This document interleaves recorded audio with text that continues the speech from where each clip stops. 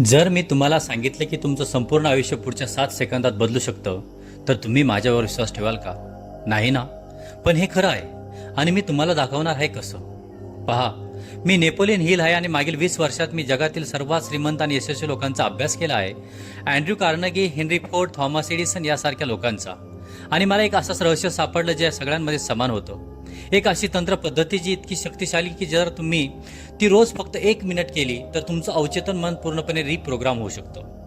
तुम्ही विचार करत असाल, हे शक्य तरी कसं? तर चला, मी तुम्हाला तो अचूक फॉर्म्युला सांगतो, जो मी माझ्या आगामी पुस्तकात लिहित आहेत, पण फार कमी लोक त्याचा खरा अर्थ समजू शकतील.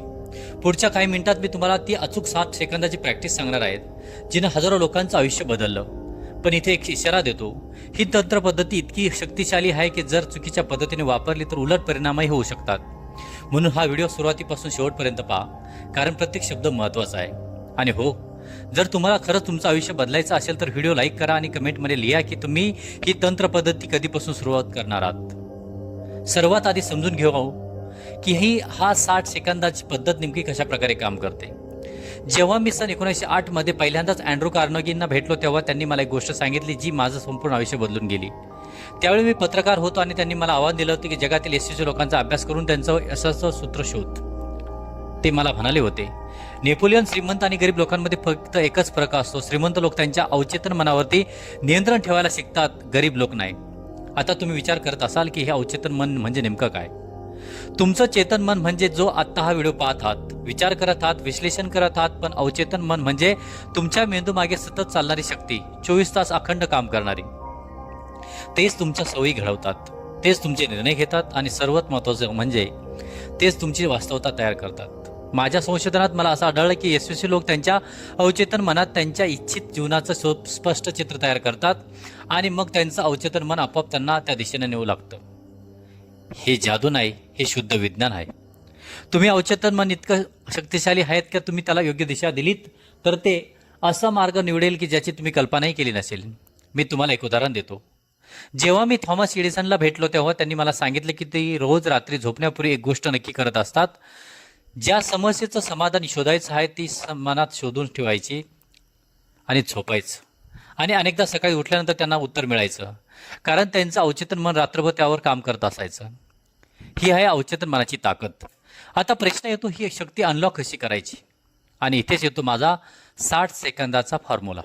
पण त्याआधी एक गोष्ट समजून घ्या. खूप लोक मोटिवेशन आणि खास करून मॅनिफेस्टेशन बद्दल बोलतात, आकर्षणाच्या नियमाबद्दल बोलतात, लॉ ऑफ अट्रॅक्शन बद्दल बोलतात, पण ते सर्वात महत्त्वाचं पाऊल विसरतात.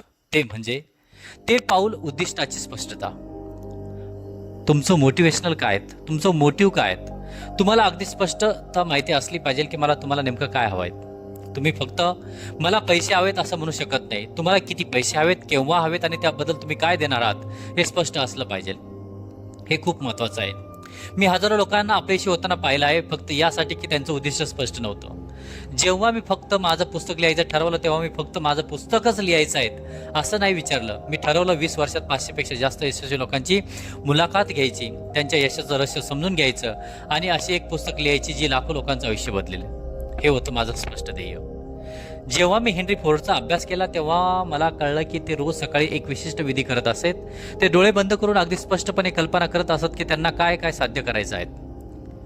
पण फक्त कल्पना नाही, ते अनुभवतही असत. त्यांना वाटायचं की ते आधीच तिथे पोहोचले आहेत आणि हाच खरा रहस्य आहेत. जर तुम्ही अजून हा व्हिडिओ लाईक केला नसेल तर आत्ताच करा, कारण आत्ता मी तुम्हाला ती अचूक 60 सेकंदाची प्रॅक्टिस सांगणार आहेत. मोटिवेशनल गुरु या आमच्या चॅनलवरती नक्कीच या. ही गोष्ट इतकी सोपी आहे की तुम्हाला वाटेल एक गोष्ट साधी काम कशी करू शकते. पण लक्षात ठेवा, सर्वात शक्तिशाली गोष्ट बहुतेक वेळा सर्वात साध्या असतात. पहिला टप्पा, एक शांत जागा शोधा जिथे तुम्ही 1 मिनिट कोणत्याही व्यत्ययाशिवाय बसू शकतात. ते बाथरूम असू शकतं, ती तुमची कार असू शकते, कुठेही फक्त 1 मिनिट.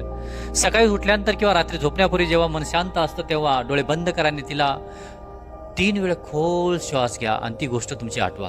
पहिल्या श्वासात तुमच्यातील सर्वात नकारात्मकता बाहेर काढा. दुसऱ्या श्वासात तुमच्या सर्व शंका बाहेर टाका. तिसऱ्या श्वासात तुमच्या भीतीला बाहेर सोडा. हे पहिले 10 सेकंद. आता पुढचे 30 सेकंद तुमच्या मनात अगदी स्पष्टपणे पहा की तुम्हाला काय हवं आहे. पण इथे एक टिक आहे, त्याला भविष्य काळात पाहू नका, त्याला वर्तमान काळात पाहू नका. माझ्याकडे 1 लाख रुपये असतील असं म्हणू नका.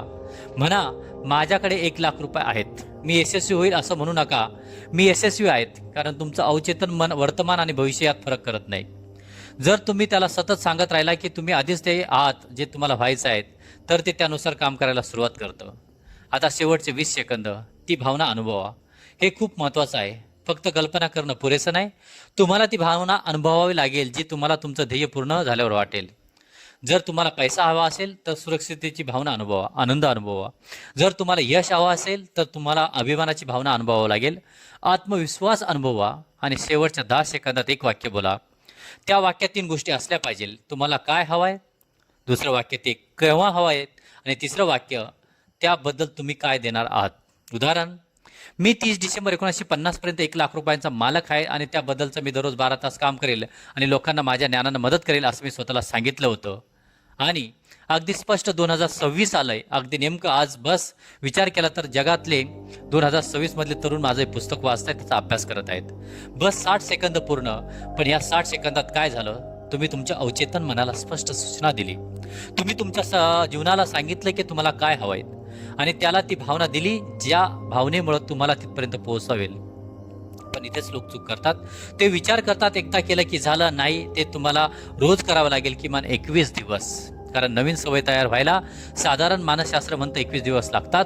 आणि जेव्हा ही तुमची सवय बनेल तेव्हा तुमचं अवचेतन मन आपोआप काम करायला लागेल आणि नक्कीच तुमच्या जीवनामध्ये यश संपादेल.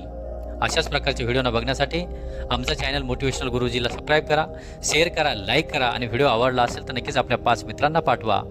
आणि आजपासून हे 60 सेकंद तुमच्या जीवनात बदल घडतील अशी अपेक्षा करूया. आणि कॉमेंटमध्ये लिहा, हे 60 सेकंद माझ्या जीवनात बदल करतील आणि 21 दिवसात मी पूर्ण बदलेल. धन्यवाद.